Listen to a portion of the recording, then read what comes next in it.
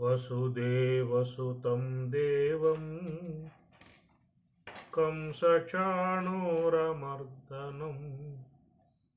దేవకీ పరమానందం కృష్ణం వందే జగద్గురుం.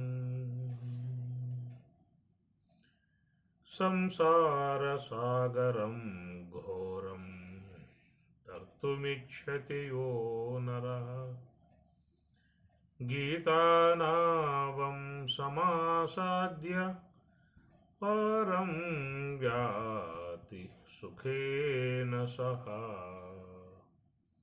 పారం యాతి సుఖేన సహ. భగవద్గీత 2వ అధ్యాయము, భగవద్గీత 3వ అధ్యాయము, కర్మయోగము. అర్జున ఉవాచ జాయసి చేత్ కర్మణస్తే మతా బుద్ధిర్జనార్దన తత్కిం కర్మణి ఘోరే మాం నియోజయసి కేశవ.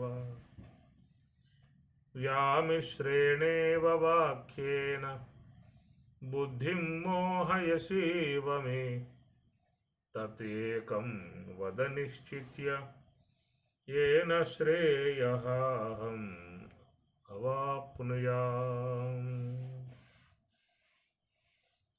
ఘోరముగు కర్మలో నన్ను ప్రవేశింపజేస్తూ ఉన్నావు. దీనికంటే దారుణం మరొకటేమున్నది? బుద్ధి యోగం చాలా గొప్పది అని చెప్పి అన్నప్పుడు దాంట్లోనే పట్టేసుకొని తీసుకుపోయి, ఇది ఈయన గారి యొక్క అభియోగం. ఏమి మత బుద్ధి జనార్దన,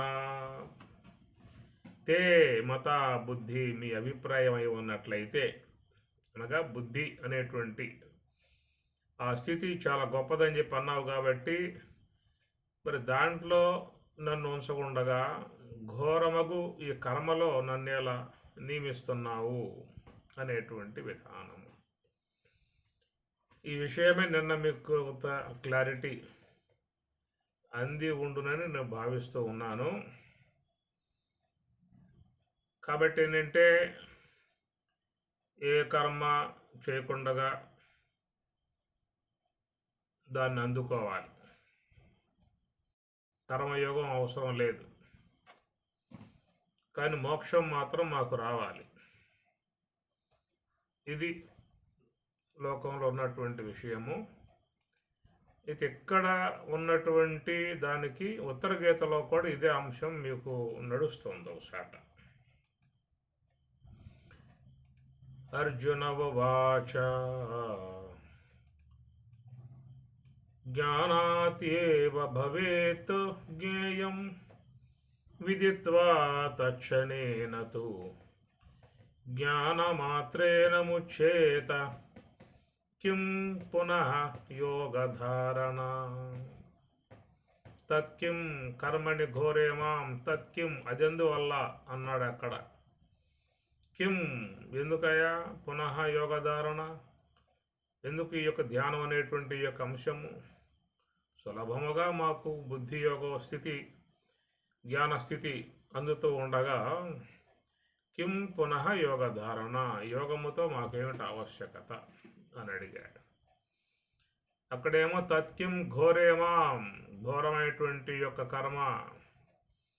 ఘోరం అనేటువంటి యొక్క మాటకి ఏమిటంటే అర్థం, ఆయన యుద్ధ రంగంలో ఉన్నాడు కాబట్టి ఆ యుద్ధ కర్మ చేయటం చాలా ఘోరముగా భావిస్తున్నాడు అని చెప్పని చాలామంది దాని యొక్క సంబంధమైన అర్థాన్ని తీశారు. అసలు ఘోరం అంటే ఏమిటంటే కర్మయోగం చేయటం చాలా ఘోరం, చాలా బాధాకరం. క్లేశోధికతరస్తేషాం అవ్యక్త ఆసక్త చేతసాం. స్వామివారు కూడా ఇదే మాట చెప్పారు.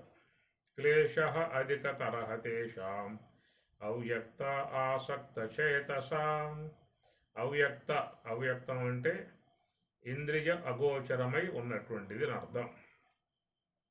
అవ్యక్తము అనేటువంటి పదం బ్రహ్మమునకే వాడాల్సి వస్తుంది. అవ్యక్తము అంటే ఇంద్రియ గోచరము కానిది అని అర్థం, రూపము లేనిది అని అర్థం కాదు. ఇప్పుడు అవ్యక్తం అంటే ఇప్పుడు మనకి గంధం కంటికి గోచరించదు, అవ్యక్తము అంటామా. అట్నే శబ్దం కంటికి కనపడదు, అవ్యక్తము అంటారా. రసం కంటి కనపడదు, అవ్యక్తము అంటారా. అంటే ఏమిటి? ఒకవేళ శబ్దం అనేది కంటికి అవ్యక్తముగా చెప్పినా కానీ అది శ్రోత్రానికి వ్యక్తం అవుతుంది. గంధము అనేది కంటి విషయంలో అవ్యక్తము అన్నా కానీ ముక్కుకు తెలియబడుతుంది. రసము అనేది దాని రూపం లేదు, రసం అనేది నేత్రానికి అవ్యక్తము, తెలియబడకుండా ఉండటం అవ్యక్తం. వ్యక్తం అంటే తెలియబడటం, అవ్యక్తం అంటే తెలియబడకపోవటం. అందుచేత ఈ రసం అనేది నేత్రానికి అవ్యక్తము, తెలియబడలేదు కాబట్టి. అయినా అది నాలుకకు వ్యక్తమవుతుంది. అందువల్ల అవ్యక్తం అనేటువంటిది వీటికి వాడే అవకాశం లేదు. కొన్ని నేత్రేంద్రియ విషయంలో శబ్దం అవ్యక్తమైన శ్రోత్రంతో తెలుసుకోవచ్చు. నేత్రేంద్రియ విషయంలో గంధం అవ్యక్తమైన అది ముక్కుతో తెలుసుకోవచ్చు. నేత్రేంద్రియ విషయంలో రసం అవ్యక్తమైన అది జిహ్వతో తెలుసుకోవచ్చు. కనుక తెలుసుకోవటానికి సౌలభ్యములుగా ఉన్నటువంటి మనకి ఐదే: శ్రోత్ర, త్వక్కు, చక్షువు, జిహ్వ, గ్రాణం అనేవి. అవి ఐదే ఉన్న ఇంద్రియాలు మనకి. ఈ ఐదేంద్రియాలకు ద్వారా మనకి తెలియబడుతున్నటువంటివి కాబట్టి మనం వీటిని ఒక ఇంద్రియ విషయంలో అవ్యక్తమై ఉన్నా మరొక ఇంద్రియ విషయంలో అవి వ్యక్తమవుతూ ఉన్నాయి. కానీ బ్రహ్మం అనబడేది ఏ ఇంద్రియానికి వ్యక్తం కాదు. నత్ర చక్షుర గచ్చతి, నవాక్కు గచ్చతి, నో మనో న విద్యము. ఇంద్రియాలకు కానీ కర్మేంద్రియాలకు కానీ మనసుకు కానీ గోచరించేది కాదన్నాడు కాబట్టి అవ్యక్తము. అవ్యక్త ఆసక్త చేతస. కాబట్టి లోకంలో చాలామంది అవ్యక్త ఆసక్త చాలామంది అంటాం కంటే కొద్ది మందిగా చెప్పుకోవచ్చు. అవ్యక్తం అంటే ఇంద్రియ అగోచరమై ఉన్నటువంటి బ్రహ్మము యొక్క విషయమునందు దాన్ని వ్యక్తం చేసుకోవాలి, తెలుసుకోవాలనేటువంటి ఆకాంక్ష ఉన్నటువంటి వారు. ఆ కోవకు చేరిన వాళ్ళు ఎవరయ్యా అంటే జ్ఞానులుగా రమణ భగవానుడు లాంటి, వివేకానంద స్వామి లాంటి వాళ్ళందరినీ చెప్పుకోవచ్చు. కనుక వాళ్ళు అవ్యక్త ఆసక్త తపో సంపన్నులుగా ఉన్నవాళ్ళు. మురాయల స్వాములు తపస్సు చేశారు, లక్ష్మణార్యులు తపస్సు చేశారు, రమణ భగవానుడు తపస్సు చేశాడు, పరమహంస తపస్సు చేశారు. ఈ తపో సంపన్నులు.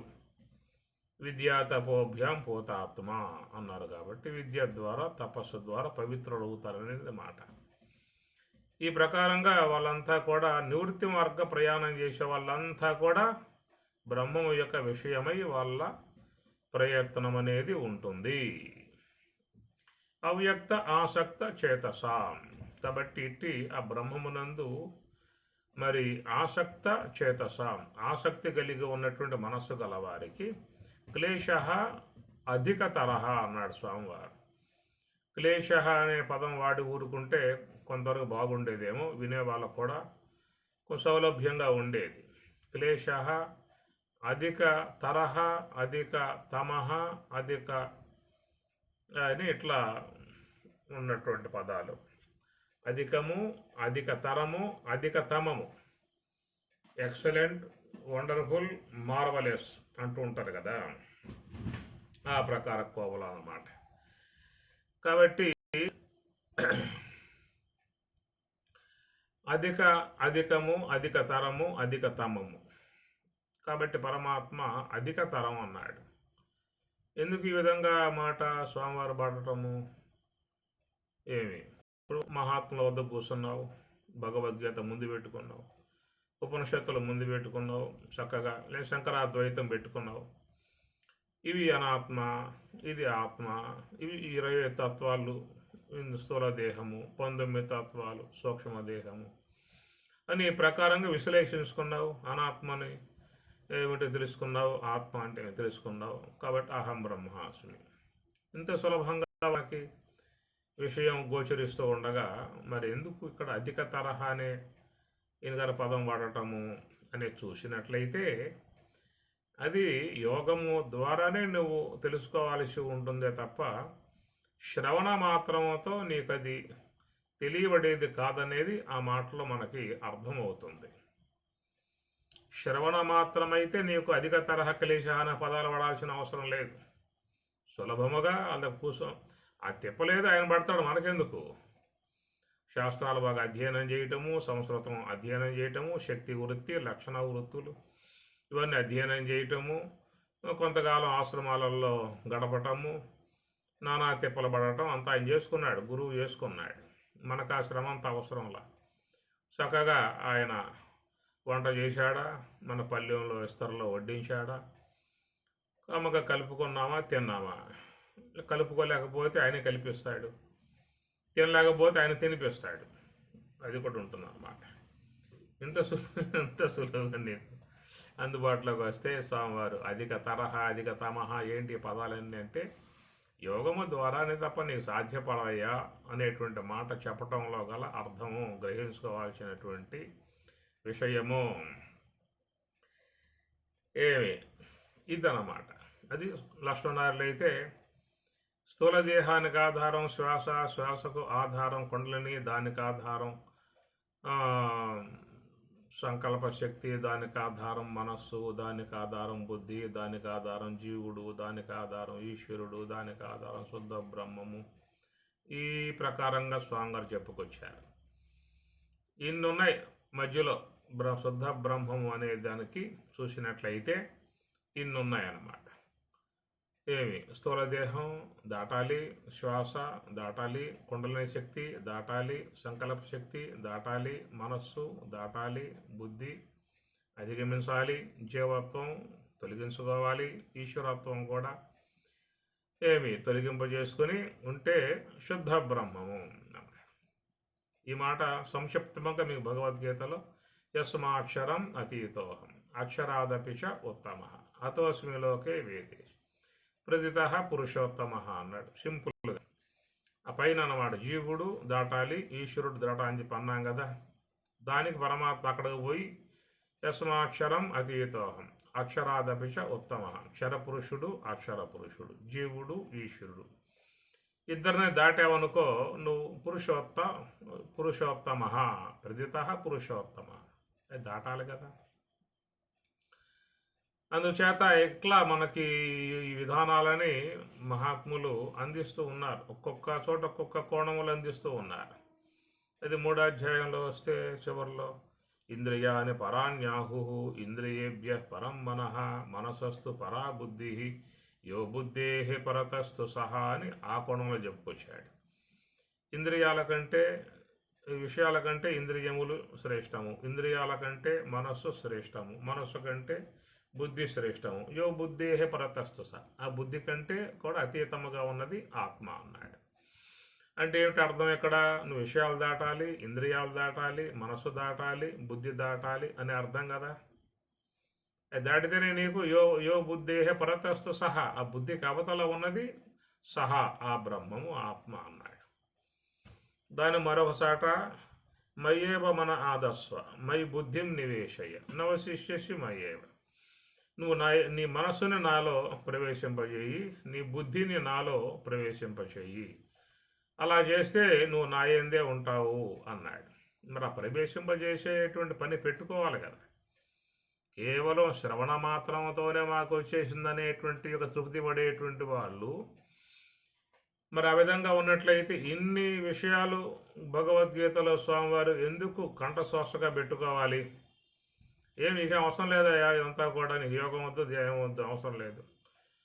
సుశౌ దేశే ప్రతిష్టాప్య స్థిరం వాసనం ఆత్మన నాత్యుశ్రుతం నాతినీచం చేలాజర కుశోత్తరం తత్రైకాగ్రం మన ఇదంతా ఏదో చెప్పా కానీ మీకు ఇవన్నీ ఏం అవసరం లేదు. 6వ అధ్యాయం పక్కన పెట్టేసుకోండి. మీరు కేవలం మీ గురువు దగ్గర శ్రవణం చేశారా, నేను ఆత్మ అనేటువంటి యొక్క విషయంగా విన్నారా, అహం బ్రహ్మాస్మి అనుకున్నారా, సరిపోయే. అనేది కదా చెప్పాల్సింది స్వామివారు. మరి ఇంత విధానంగా ఎందుకు పోవటం కారణం అనేటువంటిది ఇది గమనించుకోవాల్సినటువంటి అంశము. ఇదే విషయం సీతారామాంజనేయుల్లో రాముడు కూడా గతంలో చెప్పే చాలాసార్లు ఈ పద్యాన్ని. ఏ స్థూల శరీరంబు సుస్థిరంబుగనుండు సర్వేంద్రియంబులు ఉపశాంతి నందు సన్మనఃపవనములు చెంచలింపకయుండు కామాది శత్రువర్గము నశింసు స్ఫురత్తు అమానిత్వాది సుగుణములు సమకూరు గణ గుణాతీత లక్షణమునదవు బొలుపారు వైరాగ్య బోధోపరతులు సంపూర్ణంబులై మది బొదలుసుండు పరమ సుఖవార్ది ఉప్పొంగి పారుసుండు ముందట వసించి మోహించి మోక్షలక్ష్మి అని ఈ విధంగా ప్రాసంగం అంతా కూడా మరి రామచంద్రమూర్తి ఆయన గారు మరి తన దివ్య జ్ఞానాన్ని రూపకంగా అందించాడు. స్థూల దేహం దాటాలయ్య, ఇంద్రియాలు దాటాలి, ప్రాణం దాటాలి, అనుమనసు దాటాలి, ఈ విధంగా ఆయన చెప్పిన మాట. ఈ ప్రకారంగా చూసినట్లయితే ఈ నివృత్తి మార్గ సంబంధమై ఉన్నటువంటి యొక్క అంశాన్ని ప్రగాఢముగా మనకి తెలియజేస్తున్నటువంటి అంశము ఇదే. మనం గతంలో కూడా చెప్పుకున్న అంశముగా అష్టమూర్తిపురు దేవ పూజనం అని రమణ భగవానుల వారు తన యొక్క భాషలో ఆయన చెప్పుకొచ్చాడు. అష్టతనువులకును ఆదిమమైనట్టి ఆదిశక్తి గూడి అభవుడగును భయము లేకయుండు బ్రహ్మజ్ఞుడగు యోగి విశ్వద వేమన ఈ విధంగా చెప్పాడు. అష్టతనువులకును ఆదిమమైనట్టి అష్టతనువులు 8 తనువులుగా చెప్పుకొచ్చాడు. అష్టమూర్తి బృద్దేవ పూజనం అని రమణ భగవానుల వారు అష్టమూర్తులు వారిని దేవతలుగా భావించి మీరు దాటుకుంటూ పోవాలనే విషయం ఆయన చెప్పుకొచ్చాడు. దాన్నే పరమాత్మ భగవద్గీతలో అష్టదా అన్నారు. మే ప్రకృతి అష్టదా, నా ప్రకృతి 8 విధములుగా ఉన్నదనేది మా స్వామి చెప్పిన మాట. భూమి రాపోనలో వాయు ఖమ్మనో బుద్ధిరేవచ అహంకార ఇతి ఎమ్మే భిన్నా ప్రకృతి అష్టదా. 8 విధములుగా ఉన్నటువంటి ఈ అష్ట ఆవరణాలుగా చెప్పిన మాట, అష్ట ప్రకృతులుగా చెప్పిన మాట. అష్ట ప్రకృతులను నువ్వు వ్యవహారంగా ఉన్నప్పుడు వాడుకోవచ్చు. నువ్వు పారమార్థికాన్ని పొందాలంటే ఈ అష్ట ఆవరణాలను తొలగింపజేసుకోవాల్సి ఉంటుంది అనేటువంటి అంశం అన్నమాట. ఈ ప్రకారంగా ఇంత లెక్క ప్రయాణం ఒకటి ఉన్నది నీకు. ఆ ప్రయాణం మహాత్ములు చేసినట్లుగా మనకి శాస్త్రాలు కూడా బోధిస్తూ ఉన్నాయి. మొన్న కూడా పద్యం చెప్పాను, భాగవత పద్యం. మెలగుట సాలించి మీలిత నేత్రుడై శాంతుడై గుర్చుండి జడతలేక ప్రాణమనో బుద్ధి పంచేంద్రియంబులు బహిరంగ వీధుల బారనీక జాగరణాధిక స్థానత్రయము దాటి జాగ్రత్త స్వప్న సుషిప్తి తానత్రయము దాటి పరమమై ఉండి పదము తెలిసి అని భాగవతం మనకి అదే అంశాన్ని బోధిస్తున్న విషయం. అట్లా కృష్ణ పరమాత్మ యొక్క ధ్యాన విషయంలో కూడా పంచాత్మికంబైన పవనంబు నిగృహీతమైనది భవదింద్రియంబులు మనమునందాగబడ్డవి అవియును నదియును బుద్ధియందు దిగించి శుద్ధమైన నాలవ తెరవున లోలతారహితములుగా గాని కృష్ణ పరమాత్మ యొక్క ధ్యానం యొక్క అంశాన్ని కూడా ఆ విధంగా మనకు భారతంలో వస్తున్నటువంటి అంశం. అదే ప్రకారంగా శంకరాచార్యుల వారు కూడా పరమశివుని యొక్క అంశాన్ని కూడా చెప్పుకొస్తూ మౌన వ్యాఖ్య ప్రకటిత పరబ్రహ్మతత్వం యువానం వరిశిష్టాంతే వసదృషిగణై ఆవృతం బ్రహ్మనిష్టై. కాబట్టి బ్రహ్మనిష్టలో పరమశివుడు కూడా కూర్చొని చేస్తున్నటువంటి విధానం. ఎందుకు చేయాలయ్యా మీరందరూ? మీరు దేవతలు కదా, మానవులే శుభ్రంగా సులభంగా శ్రవణం చేసి తరించిపోతూ ఉంటే ఎంత సాధనా సంబంధమై ఉన్నటువంటి ఇబ్బందిని మీరెందుకు పడాలి? మేము సులభంగా దాటిపోతున్నాం కదా. గురువులు ఎరుకు ఎడిపించారు, పరిపూర్ణం పొందించారు, అహం బ్రహ్మాస్మి అయిపోయాం, సులభంగా అయిపోతూ ఉంటే మీకెందుకు ఈ తిప్పలన్నీ దేవతలై ఉండగా? ఇదన్నమాట లోకంలో ఇలాంటి పరిస్థితి నెలకొని ఉన్నటువంటి విధానముగా అర్జునుడు వేసిన ప్రశ్న చాలా మంచిగా ఉంది. ఏంటంటే జ్ఞానాత్ ఏవ భవేత్ జ్ఞేయం విదిత్వా తత్క్షణేనతు. జ్ఞానాత్ ఏవ, శ్రవణం చేశామా, ఆ జ్ఞానాన్ని అధ్యయనం చేశామా, దట్స్ ఆల్. నేను స్థూలదేహం కాదు, సూక్ష్మదేహం కాదు, కారణదేహం కాదు, మహాకారణం కాదు. త్రివిధావస్థలు కాదు, త్రిదేహాలు కాదు, జీవత్రయం కాదు, పంచకోశాలు కాదు, కాదు కాదు కాదు కాదు కాదు అయిపోయాయి. ఏది నేను అంటే చేతనాత్మికమై ఉన్న సచిదానందమై ఉన్నటువంటి బ్రహ్మమే నేను. విదిత్వ తత్వచనేతు, ఆ విధంగా నాకు తత్వ జ్ఞేయం మరి చెప్పగానే నాకు ఆ విధమైనటువంటి ఓ భావన వచ్చేసినప్పుడు జ్ఞానమాత్రేన ముచ్చేత విడబడ్డాను. ఆయన చెప్పాడు, విడబడ్డాను. ఏది? నేను స్థూలదేహం కాదు, సూక్ష్మదేహం కాదు, కారణదేహం కాదు, మహాకారణం కాదు. మరి ఏదై ఉన్నాను? కేవలం ఇంద్రియ అగోచరమై ఉన్న సచిదానందమై ఉన్న బ్రహ్మమే నేనై ఉన్నాను అన్నటువంటిది చాలా సులభముగా మాకు ఈ స్థితి కలిగినప్పుడు కిం పునః యోగ ధారణ, ఇంకా మాకు యోగంతో పనేమిటి అనేది అక్కడ అడిగిన మాట ఆయన గారు. ఇక్కడేమన్నాడు? తత్కిం కర్మని ఘోరేమా, ఇది చాలా ఘోరమై ఉన్న కర్మ, మమ్మల్ని దాంట్లో ఎందుకు ప్రవేశింపజేస్తాం? మరి ఏమిటయా ఘోరము అని చెప్పనంటే ఇది సామాన్యమైన విషయమా? ఏమి సామాన్య విషయం చెప్పండి. ప్రయత్నాత్యతమానహతు యోగి సంశుద్ధ కిల్బిష అనేక జన్మ సంసిద్ధ తతో యాతి పరాం గతిం. అనేక జన్మ సంసిద్ధ, అనేక జన్మలు అని పరమాత్మ పదం వాడుతూ ఉన్నాడు. అంటే అంత లెక్క మనం ప్రయాణం చేయాల్సి ఉందనే విషయం మనకి మనస్సులో వస్తున్నది. బహునాం జన్మనాం అంతే అనేది మరోసారి కూడా చెప్పుకొచ్చాడు. ఇన్ని జన్మలు పడుతుందా అనేది కూడా చాలా మందిలో ఒక ఆలోచన వచ్చే అవకాశం ఉంటుంది. అందువల్ల ఇది మనం చేసేటువంటి యొక్క ప్రక్రియ, ధ్యాన సంబంధమై ఉన్నటువంటి ప్రక్రియకు స్వామివారు ఒక భరోసా కూడా ఇచ్చాడు. ఏమిటా భరోసా అంటే, ఒకవేళ నీ అదృష్టం కొద్దీ ఇప్పుడే పొందవచ్చు, ఈ జన్మలో పొందవచ్చు. ఒకవేళ నువ్వు పొందలేకపోతే నీకు ఆ సంస్కారం ఉంటుంది కాబట్టి నిన్ను తిరిగి మరలా శుచీనాం శ్రీమతాం గేహే యోగ భ్రష్ట అభిజాయిత్, నీ శుచిమంతులైన గృహాల్లో జన్మిస్తా అని చెప్పని, అథవా యోగినామేవ కులే భవతి ధీమత, అంటే నువ్వు చేసినటువంటి సాధనా సంబంధమై ఉన్న అది నిష్ప్రయోజనం అనేటువంటి మాటగా ఆయన చెప్పటం లేదు, సప్రయోజనం అవుతుంది. అంటే ఇప్పుడు నీకు కాకపోవచ్చు, ఆ సంస్కార బలముతో మళ్ళా నువ్వు ఇది యొక్క మార్గంలో ఆ సంస్కారం నిన్ను పూర్వదైహికం పూర్వాభ్యాసేన, పూర్వం అభ్యాసం చేసి ఉన్నావు కాబట్టి ఆ సంస్కారం నిన్ను మళ్ళీ తిరిగి ఈ మార్గంలో తీసుకొస్తుందనేటువంటి మాట చెప్పుకొస్తూ ఉన్నాయి. కాబట్టి ఏది ఏమైనా అది ప్రయత్నయతమానహతు యోగి సంశుద్ధ కిల్బిష, కనుక నువ్వు ప్రయత్నం ద్వారానే నీలో ఉన్న కర్మలను తొలగింపజేసుకోవాలి అనేది మనకి కనబడుతుంది ఆ మాటలన్నీ కూడా.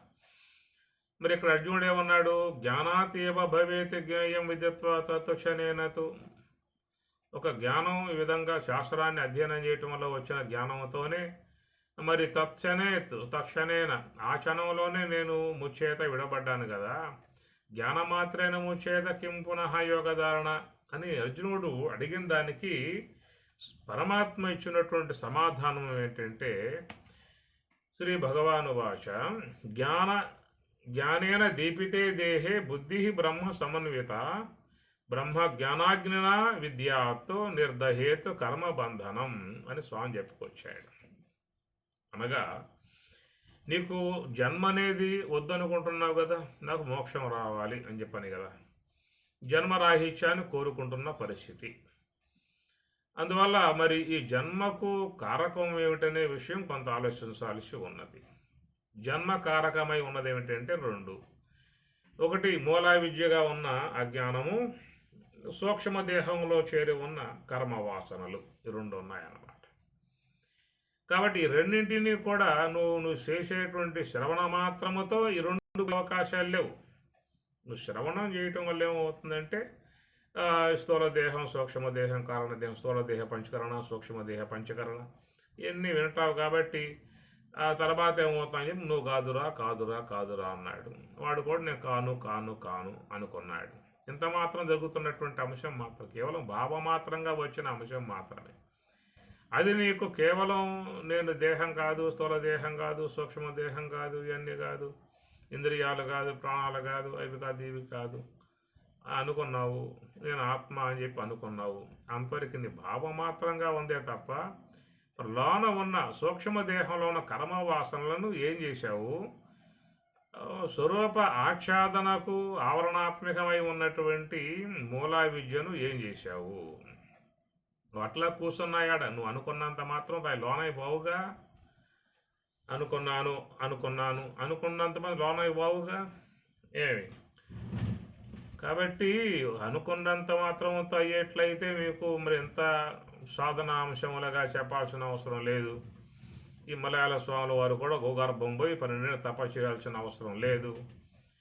మళ్ళీ మన ఋషులు కూడా పోయి తపస్సులో కూర్చొని చేయాల్సిన అవసరం లేదు. కృష్ణ పరమాత్మ కూడా మరి ఆయన కూడా అంత లెక్క పోయి తపస్సు చేయాల్సిన అవసరం లేదు. అట్లా పరమశివుడు కూడా మౌన వ్యాఖ్య అది కూడా తపస్సు చేయాల్సిన అవసరం లేదు. మరి వాళ్ళకి ఈ విధంగా ఎవరు చెప్పుండకపోవటం వల్ల బహుశా వాళ్ళు చేసి ఉండొచ్చు అనుకుంటా. మనకు ఎట్లయితే చెప్పారో ఈ గురువులు వాళ్ళకు చెప్పి ఉంటే వాళ్ళు కూడా ఒడ్డున పడి ఉండేవాళ్ళే శుభ్రంగా, ఎందుకు వచ్చిన కర్మ అని చెప్పి. కాబట్టి మనకు సులభంగా అందింది కానీ వాళ్ళకి అందకపోవటం వల్ల వాళ్ళు తిప్పలబడి చేసినటువంటి విధానం అది కనబడుతుంది అన్నమాట. కాబట్టి ఇది అందరూ గమనించుకోవాల్సిన అంశము. చాలామంది ఇలాంటి భ్రమ అనేటువంటి దాంట్లో అట్లా ఉండిపోయారు, ఆ భ్రమలో ఉండిపోయారు.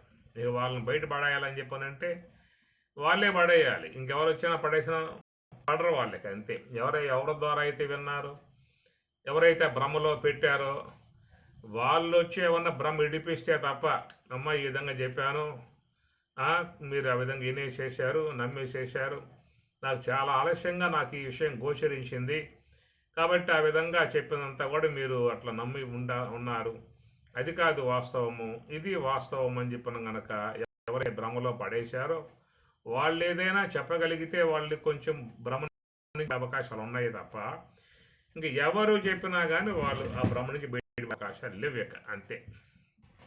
అలాగా ఆ వ్యక్తిత్వాలు అలాగే ఉంటాయి. ఇందుచేత లోకములో చాలా వరకు ఇలాంటి విధానాలే చెప్పటం కారణముగా ఆ ప్రకారంగా వాళ్ళు కూడా డిసైడ్ అయిపోయారు. ఒక్కొక్క విధానం నుంచి ఒక్కొక్క క్రియేట్ అయ్యాడు అంటే వాడిని బయటపడేయటం అది ఎవరికి సాధ్యమయ్యే పని కాదు. క్రియేట్ అయిపోయి ఉంటారు అట్లా. దాన్ని హిప్నాట్ అని చెప్పని అంటారు. మీరు చూశారు లేదో మానవ బాంబులు అని చెప్పి. మానవ బాంబులు ఏమిట్రా అంటే వాళ్ళు అట్లా తయారు చేయబడ్డారు. వాళ్ళకి ఆ దేశం మీద, ఆ వ్యక్తుల మీద, దాని మీద బాగా వైరం పుట్టించి ఇక వాడు ఎప్పుడు పోదామా అలా చంపేద్దామనేటువంటి విధానకాలుగా ఇక వాళ్ళు సిద్ధపడతారు. ఇక దేహాన్ని బాంబుగా చేసుకుంటారు. దాని చుట్టూ కొన్ని ఆ బాంబులు కట్టుకుంటారు. నేరుగా పోయారా, నమస్కారం పెట్టారా, పూలమాల చేతుల్లో పెట్టి వంగారా, టక్కన అయిపోయింది, అందరూ పోయారు. అదే చెన్నైలో జరిగింది రాజీవ్ గాంధీ విషయంలో. ఎందుకు ఇంత నిజంగా ప్రాణం పోతుందే, మనం ఆ పూటతో దేహం సాలిస్తున్నాం, మరణిస్తున్నాం అని విషయం ఉన్నా కానీ వాళ్ళు ఏంటంటే ఆ విధంగా క్రియేట్ అయిపోయారన్నమాట. అట్లా మీరు చూడండి, ఇస్లామిక్ వాళ్ళు కదిలించండి, వాళ్ళు బుస్సును లెగుస్తారు. క్రైస్తవులను కదిలించండి, వాడు బుస్సును లెగుస్తాడు. ఇట్లా ఎవరెవరి దాంట్లో వాళ్ళు బాగా యోయ శ్రద్ధస్స ఏవ సహ, పరమాత్మ చెప్పేశాడు ఒక మాట, యోయ శ్రద్ధస్స ఏవ సహ, ఎవరు ఏ శ్రద్ధావంతులుగా తయారవుతారో ఆ శ్రద్ధాస్వరూపులుగా వాళ్ళు అయిపోతారు అని చెప్పని అంటాడు. కాబట్టి వాళ్ళని ఒడ్డును పడేయాలని చెప్పనంటే చాలా కష్టం. ఒకవేళ ఏమైనా చెప్పినా కానీ అది ప్రమాద స్థాయిలో కూడా వచ్చే అవకాశాలు ఉంటాయి. అందుకే పరమాత్మ కూడా ఈ విషయంలో ఒకసాట కొంచెం ఆయన చెప్పాడు, అయ్యా ఏమి వాళ్ళు ఆ విధంగా తయారైపోయి ఉంటారు, నువ్వు జాగ్రత్తగా ఉండాలి అన్నాడు పరమాత్మ. న బుద్ధి భేదం జనయేత్ అజ్ఞానాం కర్మ సంగినాం, వాళ్ళు స్వతసిద్ధముగా అజ్ఞానంతో ఉన్నారు. కర్మ సంగినాం, కర్మలలో తగులుకొని ఉన్నారు, తెలియనితనంలో ఉన్నారు. ఒక విధానంగా వాళ్ళు క్రియేట్ అయి ఉన్నారు. అలాగా అయి ఉన్నటువంటి వారి విషయంలో నువ్వు కొంచెం జాగ్రత్తగా ప్రవర్తించాల్సి ఉంటుంది. ఒకవేళ వాళ్ళనేమన్నా మార్పు తీసుకువచ్చి సరైనటువంటి యొక్క మార్గంలో పెట్టాలనే తలంపు నీకున్నట్లయితే మాత్రం నువ్వు జాగ్రత్తగా వాళ్ళ విషయంలో ఉండాలి. ఊరికే బుడబడా పోయావనుకో చివాటు తినే అవకాశం ఏర్పడుతుంది. నా బుద్ధి భేదం జనయేయత్తు. వాళ్ళకి ఒకసారికి బుద్ధి భేదాన్ని పుట్టించమాక. నువ్వు చేసేది తప్పమ్మా అని చెప్పి అన్నావు అనుకో, నేను చేసేది తప్ప, నువ్వు నువ్వు చేసేది నువ్వు చెప్పేది తప్ప అసలు అని ఇట్లాగా ఇద్దరు తిరిగి దండయాత్ర చేస్తారన్నమాట. ఎందుకంటే దాంట్లో ఆ విధంగా క్రియేట్ అయిపోయి ఉన్నారు కాబట్టి వాళ్ళని అంత తేలిగ్గా బయటపడేసే అవకాశాలు లాంటివి ఏమి ఉండవు. కాబట్టి పరమాత్మ కూడా కొన్ని జాగ్రత్తలు బోధించాడు. నా నా బుద్ధి భేదం, ఒక్కసారిగా వాళ్ళలో బుద్ధి భేదం పుట్టించమాక అన్నాడు. ఒక్కసారికి పుట్టించమాక. ఒకవేళ వాళ్ళని ఏమన్నా మార్పు తీసుకొచ్చే ఉద్దేశం ఉంటే రోజు కొంచెంగా తీసుకురా మార్పు. ఏమి ఒక్కసారి చేద్దామంటే వాళ్ళు వచ్చే పరిస్థితి కాదని చెప్పని అన్నాడు. ఏదైనా జీవితంలో కొంచెం మార్పులు వస్తుంది తప్ప ఒక్కసారి మార్పు తెచ్చే అవకాశాలు ఉండవు. అందువల్ల నబుద్ధి భేదం జనయేత్ అజ్ఞానాం కర్మ సంజ్ఞానం జోషయేతు సర్వకర్మాని విద్వాన్ యుక్త సం ఆచరన్. విద్వాంసుడే ఉన్నటువంటి వాడు వాళ్ళతో పాటే ఉండి వాళ్ళు చేసే కొన్ని ఆయన కూడా చేస్తూ ఒక్కో మాట చెబుతూ మెల్లగా వాళ్ళల్లో మార్పు తీసుకురావాలనేది స్వామి చెప్పిన మాట. అంత ఓర్పు సహనము మరి వీడికి కూడా ఉండాలి. మార్పు తేవాలని ఎవరికైతే ఉంటుందో వాళ్ళు మార్చాలని చెప్పని ఆ మార్పు తేవాలనేటువంటి ఉద్దేశం కలిగి ఉన్నటువంటి వాడు కూడా కొంచెం ఓర్పుతో చేయాల్సి ఉంటుంది. నాకెందుకు లేబ్బా, నాది నాకున్నది, చక్కగా ధ్యానం చేసుకున్నానా, అంతర్ముఖం అయ్యానా, బ్రహ్మంలో మునకేశానా, మనకు చాలు కదా, ఇంక వాడు మారితే అంత మారకపోతే అంత అనుకునే వాళ్ళు లోకంలో వాళ్ళు ఉన్నారు. కానీ ఏదైనా మంచి మార్పు వాళ్ళకి తేవాలి, వాళ్ళు తరిస్తారు మనలాగానే. వాళ్ళను కూడా మంచి మార్గంలో పెడితే వాళ్ళ జీవితాలు ధన్యమవుతాయి, వాళ్ళ జీవితాలు పావనమవుతాయి, వాళ్ళు కూడా తరించే అవకాశం ఏర్పడుతుంది అనేటువంటి భావన ఉన్నవాళ్ళు ఉన్నారు. కాబట్టి వాళ్ళు వదిలిపెట్టరేక అది పలుమార్లు మెల్లమెల్లగా వాళ్ళకి మార్పులు తేవడానికి చేస్తూ ఉంటారు. వాళ్ళలో ఆ ఓర్పు అనేటువంటిది ఉంటుంది. ఆ ఓర్పు లేకపోతే మార్పు చేసే అవకాశం లేదు. చూస్తూ ఉంటారు కదా, ఓ సంగీత డ్యాన్స్, ఒక భరతనాట్యం, కూచిపూడి భరతనాట్యం పిల్లలకు నేర్పాలని చెప్పానంటే ఆ నేర్పేటువంటి వాళ్ళు ఎంత ఓర్పు కలిగి ఉంటారు. ఆ చేతులు తిప్పటం, కాళ్ళు తిప్పటం, నడువును తిప్పటం, పదే తిప్పందే వాడు వాళ్ళకి రాదన్నమాట. వీళ్ళు ముందు తిప్పాలి. నిజంగా ఎంత వాళ్ళు ఓర్పుగా పాపం ఆ పిల్లలకి చెప్తారో. ఒకసారి రాదు కదా ఆ భరతనాట్యం, కూచిపూడి భరతనాట్యం రాదు కదా. అది ఆ యొక్క మరి ఆ కీర్తనకి అనుగుణ్యముగా ఏ యొక్క భంగిమలుగా ఆ దేహం తెప్పాలో, చేతులు తెప్పాలో, కాళ్ళు తెప్పాలో, తలకాయ తెప్పాలో, కళ్ళు దానికి రావాలంటే వాళ్ళకి ఈ నేర్పేటువంటి ఈమె గారు ఇంతకాలం పాటు ఈమె తిరగాలో, తెప్పాలో, చేయాలో. ఎందుకంటే పూనుకుందనమాట. వాళ్ళకి మంచిగా తేవాల. ఇప్పుడు అది నువ్వు నేనైతే ఏం చేస్తావు, మాకెందుకు పక్కన బారా సగ మగ ధ్యానంలో కూర్చుంటా, ముఖ్యమైన శ్వాస మీద నిఘా పెట్టి కూర్చుంటాం. ఎక్కడ చేస్తాం మన మార్పులు అని చెప్పని కూర్చుంటాం ఆ పని. కానీ కొంతమంది ఆ విధంగా వాళ్ళు పూనుకుని చేస్తారు. మహాత్ములు, పుణ్యాత్ములు, ధన్యాత్ములు వాళ్ళు. సర్కస్సుల్లో కూడా చూస్తే ఓ సింహాన్ని మార్పు తెస్తారు. ఆ సింహం చెప్పినట్లుగా ఉంటుంది. ఆ రింగులో కొండగా దూగుతుంది. ఆ రింగు కూడా కాలుతా మంటలు ఉంటాయి. అట్లాగా మంటలో వండుతున్నటువంటి దాంట్లో నుంచి ఆ సింహం, ఆ పులి అవి కూడా చక్కగా అంటకుండగా దూకే విధానం వచ్చిందంటే ఎంతకాలంగా వాడు చేశాడు ఓర్పుగా చెప్పండి. ఎంతకాలం వాడికి పట్టింది? వాడి జీవితకాలం సగమైపోయింది.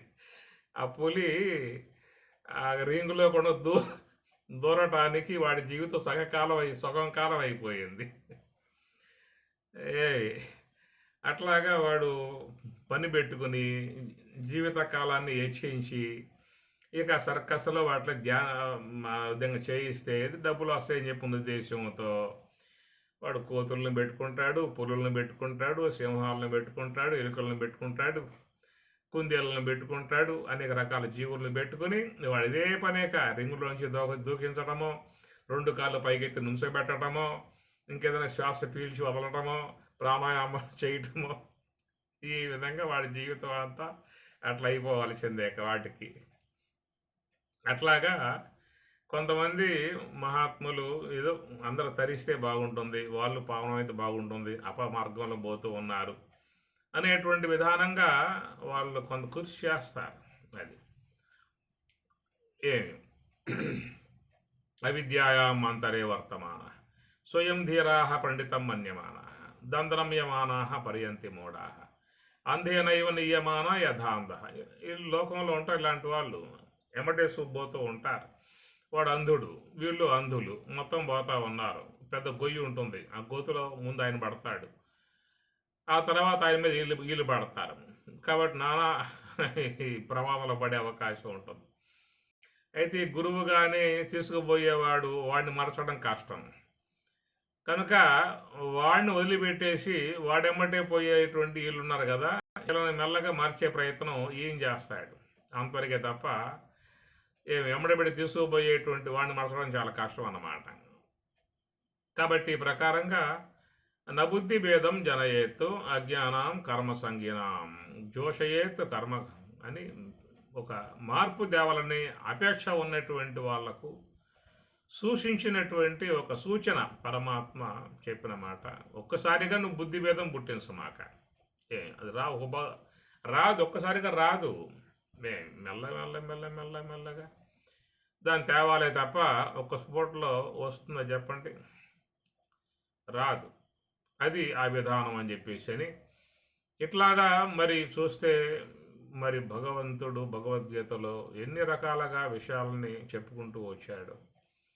అందుచేత ఏంటంటే అర్జునుడు అడిగినటువంటి సందేహం, అది 3వ అధ్యాయం తీసుకున్నాము, అదే అంశముగా మనకి ఉత్తర గీతలో కూడా తీసుకోవడం జరిగింది.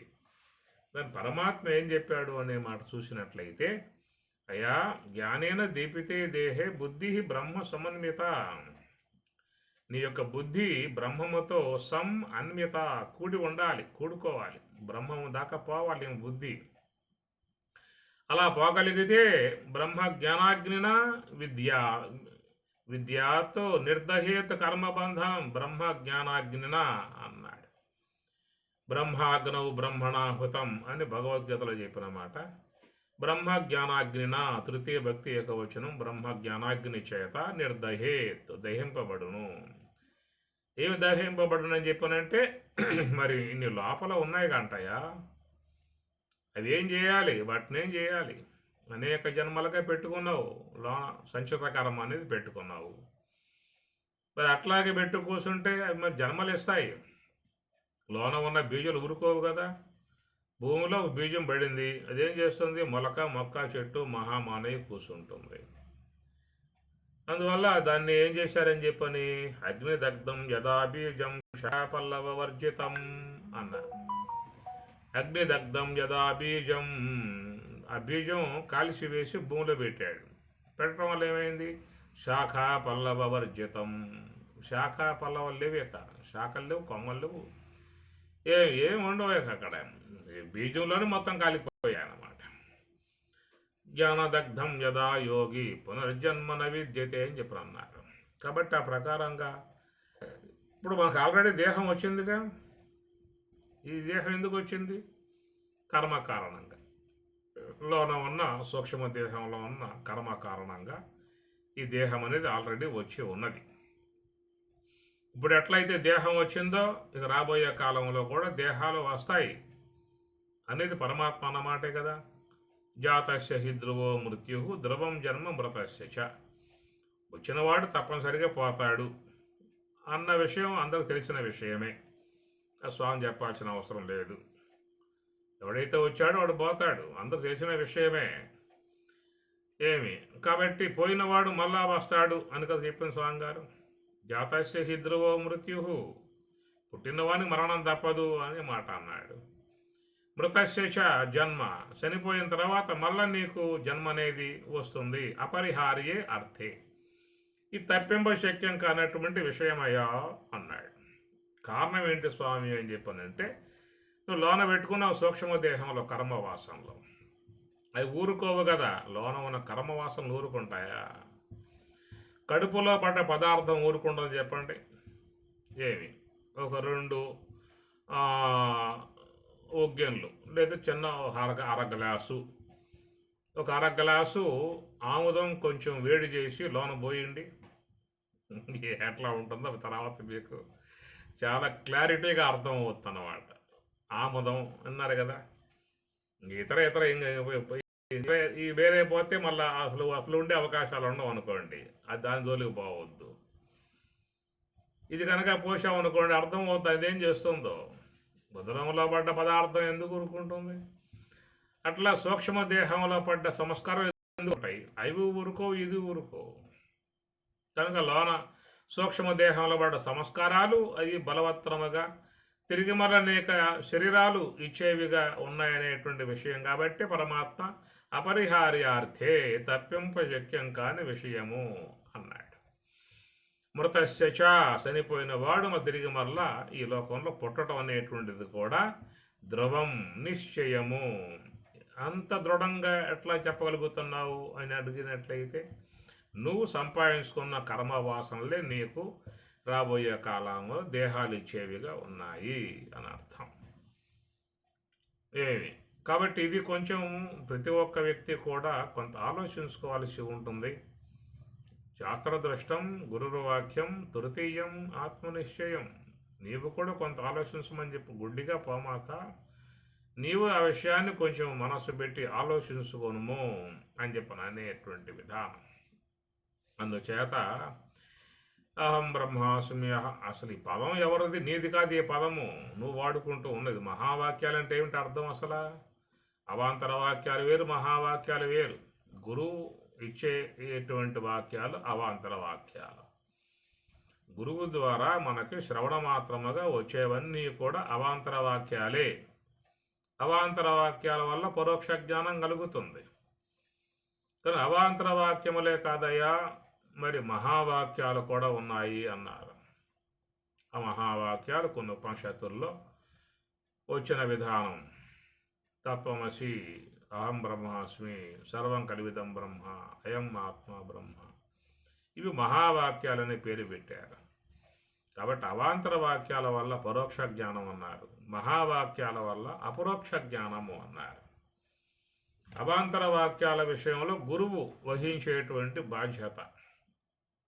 అవాంతర వాక్యాలని ఊతగా చేసుకొని వానికి ఒక మంచి అవగాహన కలగజేసే పని చేస్తాడు. ఆ అవగాహన అంత ఇచ్చిన తర్వాత ఇక నువ్వు ప్రయాణం చేసుకోరా అబ్బాయి అని చెప్పిన విధానంగా ఒక సాధనాంశాన్ని వాడు చేతికి ఇస్తాడు.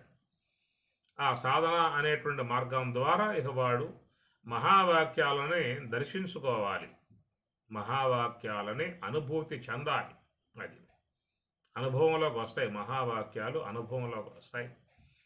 దాన్నే లక్ష్మీనారాయణులు కొన్ని జోడించి సోహం తత్వమసి అహం బ్రహ్మాస్మి సర్వం కలివిదం బ్రహ్మ అని చెప్పుకొచ్చారు. కాబట్టి ప్రకారముగా మహావాక్యాలు కేవలం బోధమాత్రముతోనే వాట్లను సరిపించుకోవడం కాదు. ఆ మహావాక్యాలు అది నివృత్తి మార్గ సంబంధమై ఉన్నటువంటివి గమనించండి. ప్రవృత్తి మార్గ సంబంధమైనటువంటి ఏమో అవాంతర వాక్యాలు, నివృత్తి మార్గ సంబంధమై ఉన్నటువంటి ఏమో మహావాక్యాలు. అది గమనించాల్సిన అంశం. అది గతంలో కూడా మనం ఈ అంశాన్ని గురించి మాట్లాడుకున్నాం. సందర్భం వచ్చి మళ్ళీ ఒకసారి కూడా మననం చేసుకుందాం అనుకోండి. కాబట్టి ప్రకారముగా ఈ మహావాక్యాలు అనేటువంటి ఏంటంటే మరి నివృత్తి మార్గ సంబంధము. ప్రవృత్తించ నివృత్తించ బంధం మోక్షం. కాబట్టి ప్రవృత్తి విధానంగా ఉన్నాము. ఈ ప్రవృత్తి విధానం అంతా స్వాంగర్ బంధము అన్నారు. ఈ బంధము నుండి ఒకంత సడలింపజేసే విధానం ఏంటంటే ఈ ప్రవృత్తి విధానంలో ఉన్న అవాంతర వాక్యాలు అంతవరకే. నివృత్తించ, ఆ నివృత్తి అనేటువంటి మార్గం వైపు ఉన్నటువంటివి మహావాక్యములు. మహా అంటే ఎందుకన్నా మహా అని? మహాపూజాయాం అని అర్థం. మహా అంటే గొప్ప, పూజనీయమైన పూజ. సోహం భావేన పూజ అట్టి ఆ పూజ విధానములో అనుభవంలోకి వచ్చేటువంటివి ఈ సోహం, తత్వమసి, అహం బ్రహ్మాస్మి.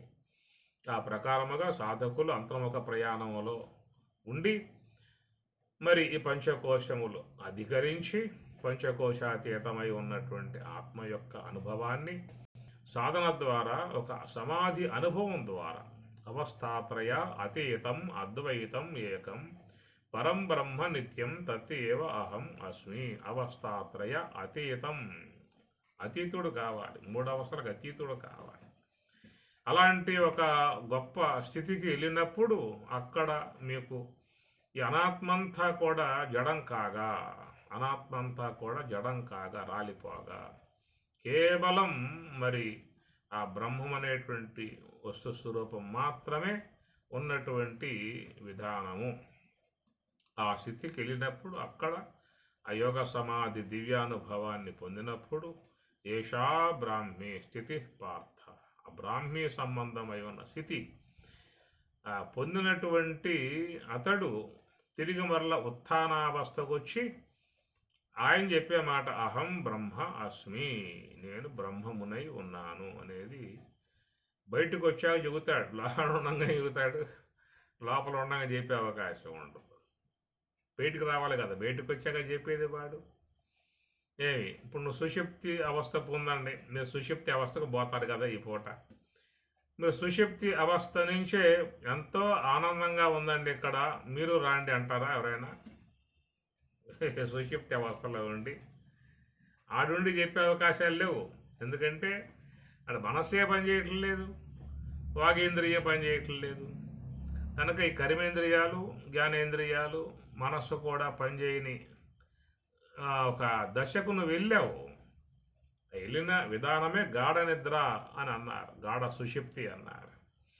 అది ఎట్లా కలిగింది అంటే అక్కడ ఇంద్రియాలు పనిచేయట్లా, మనసు పనిచేయట్లా, బుద్ధి పనిచేయట్లా.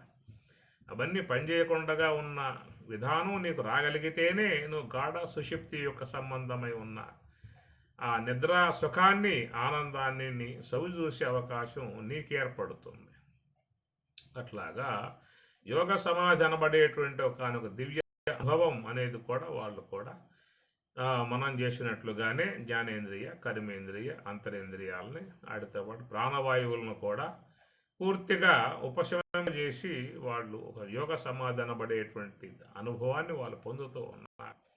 దాన్ని శంకరులు కూడా అవస్థాత్రయ అతీతం, అవస్థాత్రయానికి అది వేరుగా ఉన్నదనే మాటగా చెప్పుకొచ్చిన విషయం.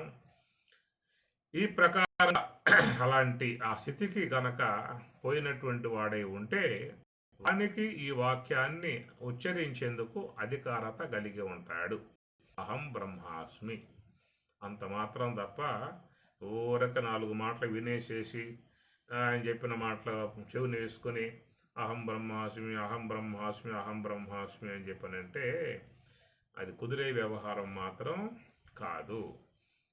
అలాంటి ఒక దివ్య స్థితికి వెళ్ళినటువంటి పొందినటువంటి వారి విషయంగా పరమాత్మ జ్ఞానాగ్ని, బ్రహ్మ జ్ఞానాగ్నిన అక్కడ వాళ్ళకేంటంటే ఒక బ్రహ్మ జ్ఞానాగ్ని అనేది ఏర్పడుతుంది.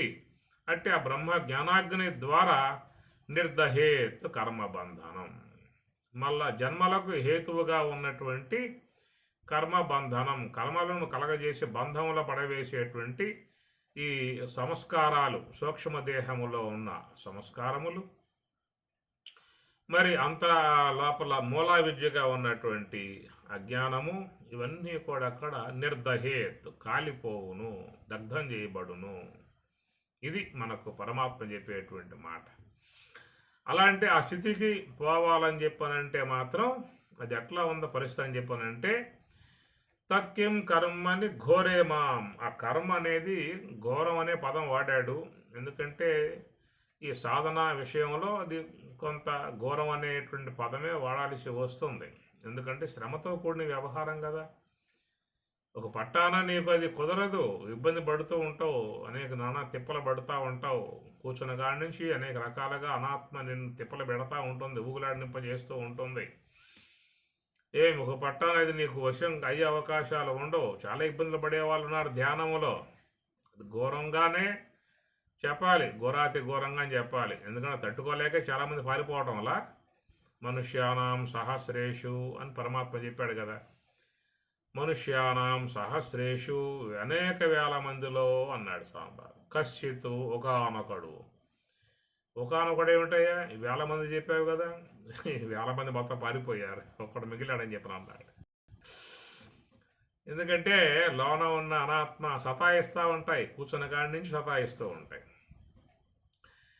అట్లా అందరూ ఏదో మహాత్ములు మార్గం బోధిస్తే ఓ దర్భసాప కొనుక్కొని జింక చర్మం కొనుక్కొని ఇంటికి వచ్చి ముగ్గేసుకుని ఆ ముగ్గులో ఆ దర్భసాప పెట్టుకొని స్వామి చెప్పినాడు గురు బ్రహ్మ గురు విష్ణు గురు దేవో మహేశ్వర అని మంత్రం చెప్పుకొని ఓం నమ శివాయ ఓం నమ శివాయ చెప్పుకొని చిరుముద్ర పెట్టుకుని పద్మాసనం వేసుకుని నిటారు కూర్చొని 2 కన్నులు మోస్తాడు. ఈ మూసిన కాడి నుంచి అక్కడి నుంచి ఆరంభం అవుతాయి కథలన్నీ కూడా. నిద్రతో ఊగేవాళ్ళు, ఆలోచనలతో సతమతమయ్యేవాళ్ళు, నానా తిప్పలు పడే వ్యవహారం అంతా ఉంటుంది. సామాన్య విషయం కాదు ఇది.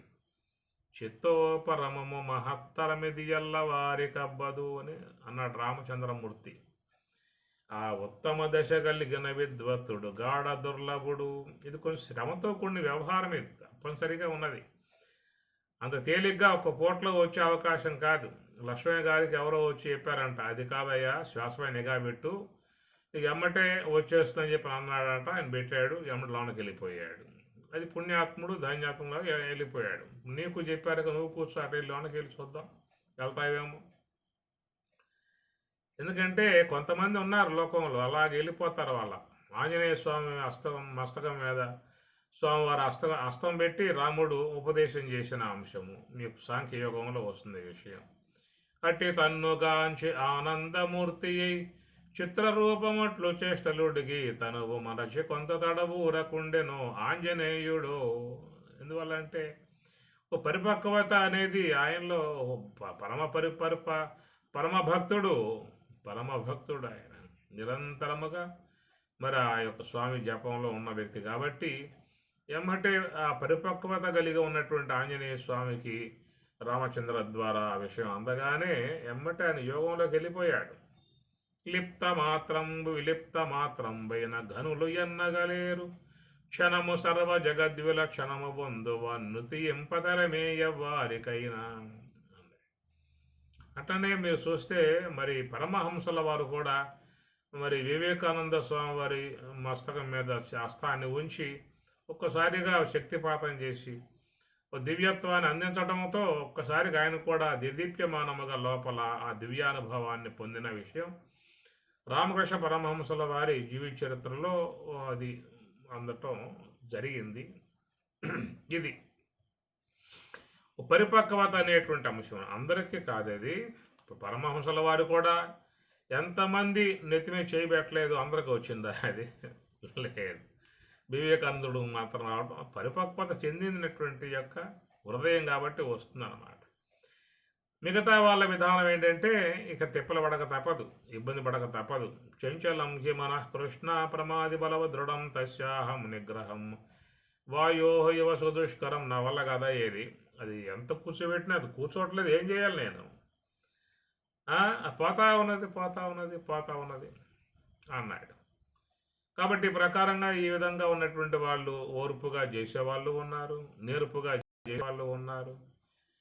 ఏమి ఈ దండం పెట్టేసేసి స్వామిగారికి దండం పెట్టి స్వామిగారు ఈ జన్మ కాదులేండి మళ్ళా జన్మ అని చెప్పి అంటున్నారు కాబట్టి అప్పుడు సావకాశంగా చేసుకుంటాలే స్వామి, ఇప్పుడంతా సమస్యలు, ఇంటి సమస్యలు, ఈ ఆరోగ్య సమస్యలు చాలా ఉన్నాయి, ఈ చక్కదిద్దుకోవడం కావట్లేదు, సమయం నా సాఫ్ట్ లేదు, నువ్వు చెప్పేటువంటి ధ్యానం చూద్దామంటే ఇది ఒక పట్టాన ఇది ఏర్పడే అవకాశం కనపడలేదు. ఇతర జీవితంలో వ్యవహారం అంతా కొలిక్కి వచ్చినట్లయితే అప్పుడు నేను సావకాశంగా వచ్చి కూర్చుంటాలే స్వామి. ఓ పక్క అవి సతాయిస్తూ ఉన్నాయి, ఈ పక్క సతాయిస్తూ ఉన్నది, 2 పక్కల సతాయింపులు తట్టుకోవడం కష్టము అని గురువుగారు దండం పెట్టేసి ఆ జపమాలు ఆయనకి అప్పచెప్పేసేసి దర్శనం కూడా పెట్టి నమస్కారం చేసి స్వామి మళ్ళా వస్తాలే నేను అని చెప్పి నన్ను వెళ్ళిపోతారు. ఆ విధంగా మరి ఉన్న పరిస్థితి ఘోరే తత్కిం కర్మని ఘోరేమా కర్మణి ఆడ పదం కూడా ప్రథమా భక్తులను చెప్పాడు. కర్మణి అని చెప్పినాలి కదా లెక్క ప్రకారం అసలు. కర్మణి కర్మాణి కర్మ కర్మణి కర్మాణి కర్మ కర్మణి కర్మాణి ఇది బహువచనాల్లో రావాల్సి ఉంటుందన్నమాట. ఇక్కడ కర్మణి అంటే ఏకవచనం, సప్తమ భక్తి ఏకవచనం. ఇది కర్మణి కర్మయందు అని అర్థం. అందువల్ల ఈ ధ్యాన సంబంధమై ఉన్నటువంటి కర్మ ఘోరము. ఎందుకంటే అది చేయాలంటే చాలా ఓర్పు ఉండాలి, ఎంతో నేర్పు ఉండాలి, ఎంతో ఇంట్రెస్ట్ ఉండాలి, ఆసక్తి ఉండాలి. దానికి సాధకులుగా చెప్తున్న మాట శాస్త్రం కూడా, తస్మాత్ సర్వేషు కాలేషు యోగయుక్తో భవార్జున. అయ్యా నువ్వు ఒక పూట ఐదో అరగంటో గంటో అంటాం కాదయ్యా, నువ్వు ఎప్పుడెప్పుడు అవకాశం ఉంటప్పుడప్పులా నువ్వు దాంట్లో ఉండాలని చెప్పని స్వామి చెబుతున్నాడు. ఉత్తరగతులు అయితే ఆశీనోవా శయ్యానోవా గచ్చన్ తిష్టం సదా అశుచి సర్వకాల ప్రయత్నం అన్ని కాలాల్లో నువ్వు చేస్తూ ఉండాలి. అన్ని కాలాల్లో చేస్తుంటే నా తిండి ఏం కావాలి, నా పనులు ఏం కావాలి, నా వ్యాపారం ఏం కావాలి, నా ఉద్యోగం ఏం కావాలి, ఇది వీడి సందేహం అన్నమాట. అరే నువ్వు ఉద్యోగం చేసుకుంటూ చెయ్యి, భోంచేస్తూ చెయ్యి, నడుస్తూ ఉంటూ చెయ్యి. గచ్చన్ తిష్టం సదాకాలం వాయు స్వీకరణం పరం సర్వకాల ప్రయత్నేన. ఎందువల్ల అంటే ఇది ఇంతే, ఇంకేం లేదు. నీకు ఇంట్రెస్ట్ ఉంటే దిగు, ఇంట్రెస్ట్ లేకపోతే దండం పెట్టేసి వెళ్ళిపో అని కాదంట్లా. యదా ఇచ్చి సదాకురు, యదా ఇచ్చేసి తదాకురు. ఉన్న విషయం ఇది. కాబట్టి నీకు ఓర్పు ఉండి ప్రయాణం చేస్తా అని చెప్పని అన్నావా, ప్రొసీడ్, పద, ముందుకు పద. నా వల్ల కాదులేండి అంతలాగా ప్రయాణం చేయటం ఇప్పుడు కాదులే అని చెప్పని అంటావా, బ్యాక్, గో బ్యాక్, వెనక్కి వెళ్ళిపో. ఇప్పుడు సంచి భుజాన్ని వేసుకున్నాడు, నువ్వు డాక్టర్ కావాలరా అన్న. డాక్టర్ కావాలంటే ఎన్ని రోజులు అవుతాను నేను అన్నాడు వీడు. ఎన్ని రోజులు ఏమిట్రా, కనీసం 20-30 ఏళ్ల కాలం పాటు నువ్వు చదువుకుంటే తప్ప అవవరా అని చెప్పినాడు. 30 ఏండ్ల కాలం ఇది చేయాలా డాక్టర్ కావాలంటే అని అనుకుంటేవాడు బడికి పోతాడా? బలప పక్కన మారేసి నాకు నేను ఆటలకు పోతా అంటాడు. ఒక కలెక్టర్ కావాలని చెప్పినన్నా కానీ 25 ఇయర్స్, 25 ఏళ్ళు దాదాపుగా వాడు కష్టపడాలి. లెక్కర్లు వేసుకున్న కాడి నుంచి పుస్తకాలు మొత్తం పెద్ద బరువు భుజాన్ని వేసుకుని వాడు టెన్షన్గా ఉదయం లెగవగానే స్నానం చేసుకున్నాడా, 8 గంటలకు టిఫిన్ చేశాడా, పరుగులు తీశాడా, స్కూల్కి వెళ్ళిపోవాలా పన్నబాడు. ఆ ప్రకారంగా ఉదయం సాయంత్రం వచ్చి ఉదయం సాయంత్రం నా జీవితం ఎంత బావాలా, 25 ఏళ్ళు కష్టపడాలా, నాకెందుకు కలెక్టర్ వద్దు, డాక్టర్ వద్దు, ఏమొద్దు, హాయిగా ఇంట్లో తింటా పడుకుంటా అని చెప్పనంటే ఏమవుతుంది చెప్పండి? వాడు కష్టానికి ఇష్టపడ్డాడు కాబట్టి ఈనాడు వాళ్ళు డాక్టర్లుగా కలెక్టర్లుగా చక్కగా ఆ హోదాల్లో ఉన్నారని చెప్పనంటే, నీకు అది రావాలంటే కనీసం 25 సంవత్సరాలు అహర్నిశలు కష్టపడాలి, ఎగ్జామ్ రాయాలి, బాగా చదవాలి, రాత్రులు మేలుకోవాలి, పుస్తకాలు ముందేసుకోవాలి, కళ్ళు మంటలు పుట్టినా కళ్ళు నీళ్లు కారినా వాడు కష్టపడాల్సిందే, ఇష్టపడాల్సిందే, చేయాల్సిందే. చేస్తేనే వాడికి అది వస్తుంది. ఒక డాక్టర్ కావాలంటే 25 ఏళ్ళు కష్టపడ్డాడు నిరంతరంగా పోరాటం చేసి. బ్రహ్మజ్ఞానివి కావాలంటే 4 పూటల్లో వస్తుందా గురువుగారు నాకు బ్రహ్మజ్ఞానం? 4 పూటలు నీకు వచ్చేట్లయితే ఇంకెందుకు ముంచి పారేడు దాంట్లో ఆ పని. తత్కిం కర్మని ఘోరేమాం నియోజయసి కేశవ, నన్ను ఎందుకు పెడతావయ్యా దీంట్లో అని చెప్పి అంటున్నాడు. జాయసి చేత్ కర్మణ హతే మత బుద్ధి జనార్దన. ఈ బుద్ధి స్థితి జాయసి గొప్పది అని నీకు అనిపించినట్లయితే నన్నెందుకు ఈ కర్మయోగంలో పెడతావు అనేటువంటి మాట అన్నమాట. కాబట్టి ప్రకారంగా ఏమిటి ఆ బుద్ధి అంటే, నువ్వు కర్మయోగం చేసిన తర్వాత నేను చెప్పాక ఆ విషయం అంతా నిన్నంత ఈ విషయం చెప్పుకున్నాం మనం. కాబట్టి కర్మయోగం ఆచరించినప్పుడు మిలనాంతకరణం శుద్ధాంతకరణం అయినప్పుడు ఆ శుద్ధాంతమే బుద్ధి. ఇది స్వామి గారు మనకు 2వ అధ్యాయంలో చెప్పిన మాట. కాబట్టి ఇక్కడ క్లారిటీ వేదవ్యాసుల వారు కూడా ఈ లోకంలో ఇలాంటి యొక్క వాతావరణం ఇలాంటి వాళ్ళు చాలామంది ఉన్నారు అనేటువంటి యొక్క అంశాన్ని ద్వారా అందిస్తే బాగుంటుంది అనేటువంటి భావనతో ఇక్కడ పెట్టినటువంటి యొక్క అంశం అన్నమాట. కాబట్టి ఆ ప్రకారముగా చాలామంది ఈ సాధన అనేటువంటి యొక్క అంశం మాకొద్దు, మేము చేయలేము, మా వల్ల కాదు, మాకు అవసరం లేదు అనేటువంటి భావనతో సాధారణంగా ఉంటారు.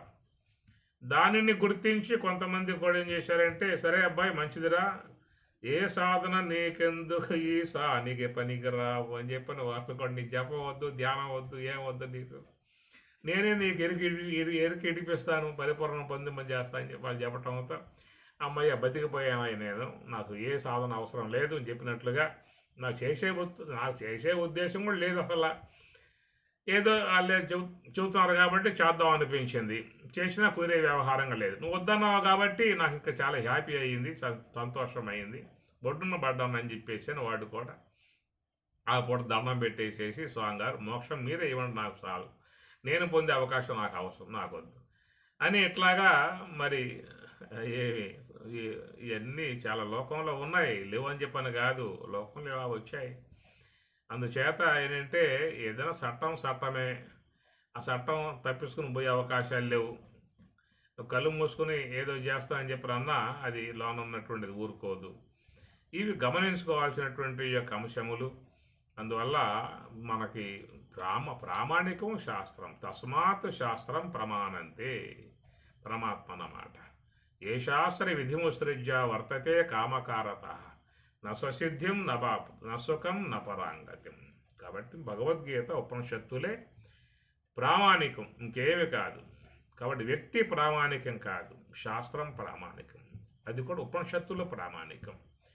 ఉపనిషత్తుల సారమై ఉన్న భగవద్గీత ప్రామాణికం. దాంట్లో ఉన్న అంశాన్ని తీసుకో. ఎవరో చెప్పారు నాకు, వాళ్ళు వద్దన్నారు, వాళ్ళ మార్గం నచ్చింది, నాకు ఎందుకు నచ్చదు, నీకు వద్దని చెప్ప బ్రహ్మానికి నచ్చుతుంది, పక్కన పారేసి మళ్ళీ భవసాగరంలో పడిపోయే అవకాశాలు, మెండుగా ఏర్పడే అవకాశాలు లాంటివి ఉంటాయి. దీని విషయంగా పరమాత్మ వారి యొక్క అభిప్రాయం మనం ఎందాం. ఎందుకంటే అర్జునుడు అడిగిన మాటకి పరమాత్మ జవాబు ఉంటుంది కాబట్టి అది మనకు 3వ శ్లోకం నుంచి, లోకేస్మిన్ వివిధానిష్ట పురా ప్రోక్త మయా నఘ జ్ఞానయోగేన సాంఖ్యానాం కర్మయోగేన యోగినాం అని స్వామివారు తన బోధ చక్కగా వినిపిస్తారు. వినే ప్రయత్నం చేద్దాం.